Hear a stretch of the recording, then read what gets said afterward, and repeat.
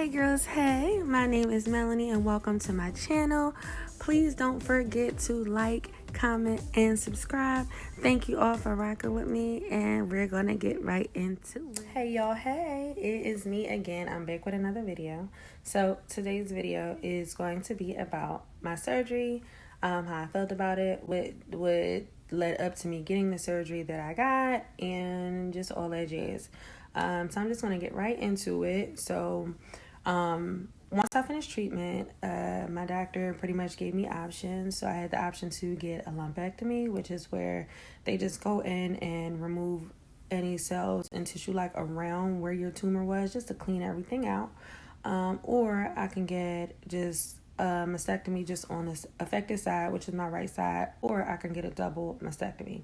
Now, when this was presented to me, it was presented that because you are only 28 years old, your chances for a reoccurrence if you only get a lumpectomy are very, very high. So, of course, that scared me to death because I was like, oh no, like, I don't ever want to deal with this again. What would be the most beneficial like to me? So my doctor was like, well, you can do a mastectomy just on the affected side and you can keep the left breast and we'll just have to do surveillance on it like every couple months. And I was like, do I want to do that? And that drives me crazy that I think the cancer is going to come back in the left side. Like, oh my God, I don't know what to do.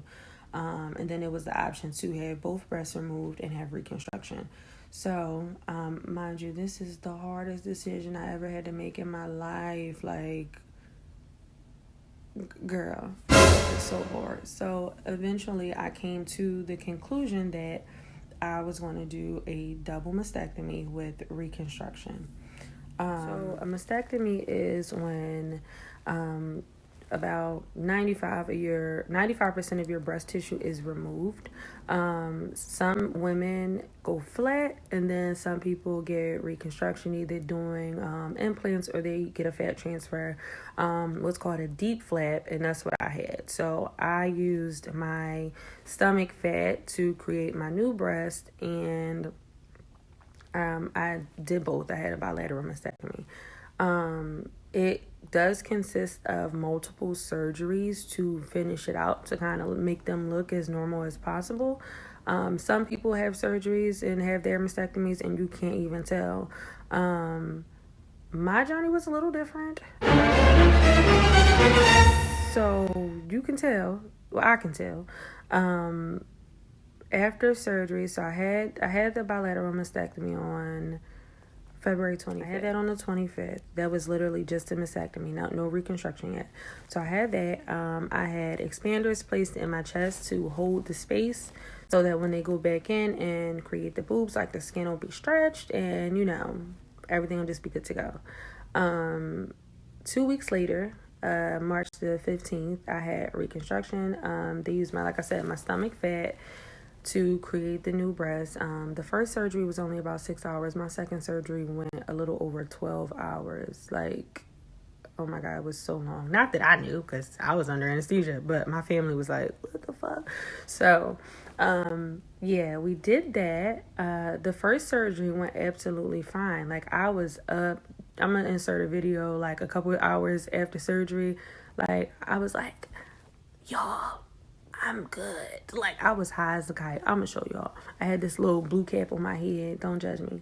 But so I finished surgery around 11. It's now 9:30 p.m. I'm not in a lot of pain at all. I've walked around. I've gone to the bathroom. I'm doing pretty good. If I keep this up, I actually be discharged tomorrow. So, yay me. I cried this morning like a baby, but it wasn't as bad as I thought it would be. This video literally makes me cry. So the first surgery was, it was fine. Like, I was up, I was walking around, I was doing it, okay? I was chilling. Like I said, I'm gonna insert a video, y'all. I was high as a kite. It was like a few hours after surgery, but I was fine though. Like, so I went home literally the next day.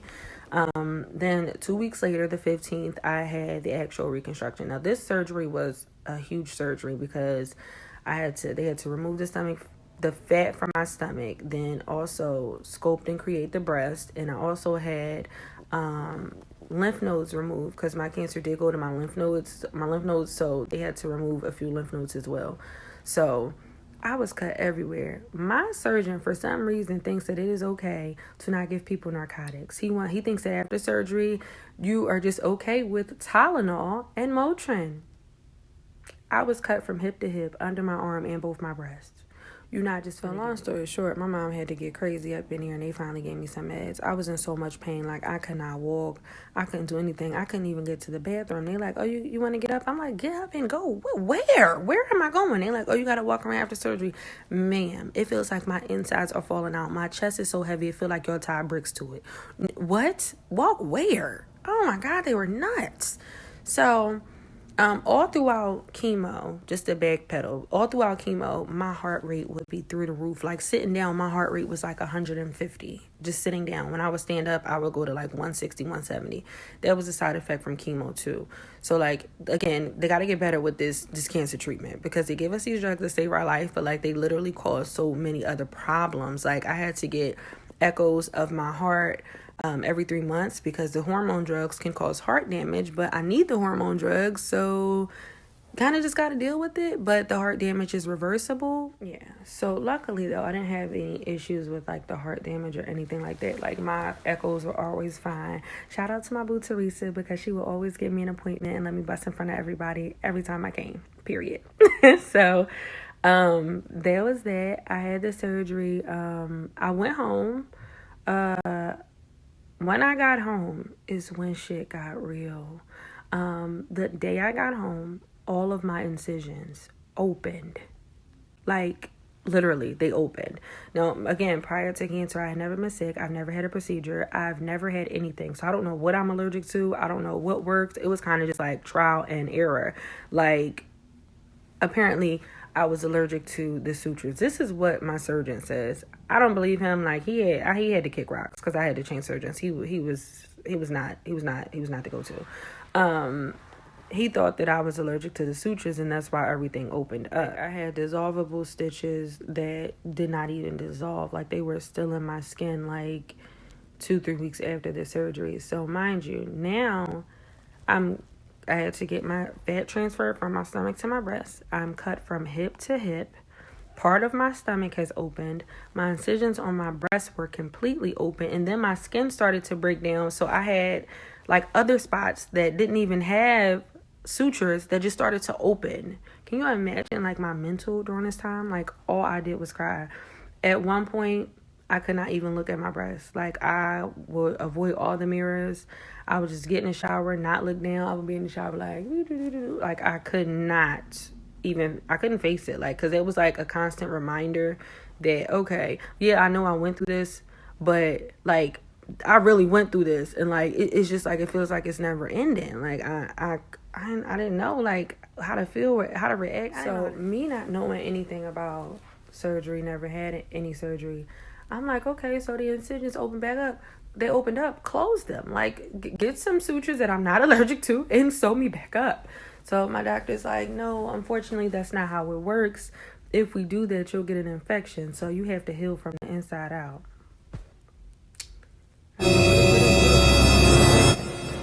He's like, oh, well, we pretty much just got to treat the wounds and eventually they'll heal. Okay. So I have nurses coming to my house 7 days a week because I had to get wound care. Like I had to have medicine on my wounds to kind of help them close and so that they wouldn't get infected. On top of all of this, I have drains. I'm going to insert like a picture of what a drain is if you don't know. They are the most annoying and uncomfortable thing that you have to deal with after a surgery. Like, oh my God, I had 7. I had 4 on one side. 4 on one side, 3 on the other side. So like they literally just collect all the fluid from where you had surgery, and that way like you don't get like all not inflamed, but a lot of inflammation and things like that, and it kind of cuts back on infection and stuff like that too. That wasn't the case for me though, because my incisions and everything, it did get infected. My drains, they were draining green. Like literally my bandages that they would take off my breasts were bright green. Like, I really still think I should sue University of Penn. That's up in the air because like I just went through so much, and I feel like a lot of it could have been prevented. I feel like a lot of it was my surgeon's fault. Like I remember one time my surgeon told me, "Oh no, you don't need medicine for it. Just use tap water because to clean your wounds." No, he said you don't need saline. You can just use tap water because the minerals in the water in Philadelphia are good minerals and they'll help with healing. So I was like, do you know anything about Delaware County? Because I don't live in Philadelphia. So, like now what? Like, what? What are you talking about? I'm using saline. I'm not putting tap water on open wounds. So, anyway, like I said, I did get an infection. I went through so much with not my actual oncologist, but the plastic surgeon. Like, he was such a piece of shit. Like, I had a fever right after surgery. I called the on-call surgeon. He must have been asleep because he took like a whole hour to call me back. So he called me back, and I'm like, you took a whole hour. Like, should I go to the ER? He said, oh, it's normal to have a fever after surgery. I'm thinking to myself, where in the hell did he go to medical school? Because no, it is not. They told me, if anything, a fever is bad and you need to go to the ER. But he told me that was normal and that I could take some Tylenol and go to sleep. Yeah, so the surgery was a journey, honey. So after that, like I said, I had nurses coming to my house, and they were the best nurses in the world. Like, I love RNs. Like, they don't get the credit that they're due because of, the doctors outshine them. But RNs, they on the front line. They do everything for their patients. I just love them. But anywho, I literally had wound care from March all the way up into probably, let me see, maybe almost August, because I went back to work July 1st. So once you're no longer homebound, you can't get nurses to come out. Insurance doesn't pay for it. So by this time, though, my wounds are a lot smaller, so I'm able to do it myself. But can you just imagine, you're going back to work. You've been out for 11 months. You don't have any hair. So I went back with like a sheet of hair. I'm going to show y'all a picture of that too. And then, like, I wake up super early. I gotta wake up, like, a whole hour earlier because I have to do my wound care. I have to get dressed. Mind you, I'm still healing from this surgery, so everything hurts. Like, everything. Like, my bones were so stiff. Like, I could barely walk. I was hunched over a little bit. Like, oh, my God. I had so much anxiety about going back to work. It was, like, the first day of school. I was like, oh, my God. But, I mean, my coworkers made it just absolutely awesome because they was like waiting for me, and I just got so much love that day. But yeah, that was surgery. So I'm still actually supposed to have a few surgeries. I am putting them off. I'm happy right now. I got over the anxiety of how my breasts look, and it is what it is. Like, any scar that I have is a beauty mark from this journey that I've been through, because I'm here and I'm alive. So that's just how I look at it. It took me a while to get to that point. Okay, little therapy, but I'm here, and that's so. Yeah, that was it. I have a new plastic surgeon, and she's awesome. I actually know someone like that. My mom actually knows them, but I met her at a breast cancer walk, and she's like, oh yeah, she is the bomb.com. So I've switched surgeons. We're in communication. We know what our next steps will be, but honestly, I'm not ready to have any surgeries.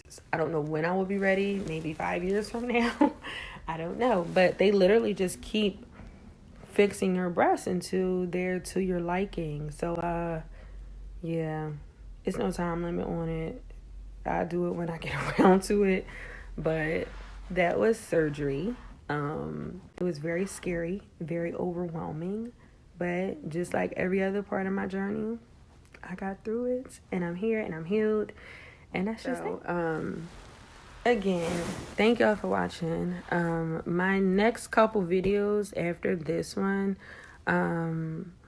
it's gonna be life after cancer, like what I still have to deal with, because people think when you ring that bell that it is done, it is over with. You just get to, like, cancer puts a pause on your life. Then once you go through treatment and you're cancer free, you ring the bell, it's over. No, it doesn't work like that. I wish it did, but it doesn't.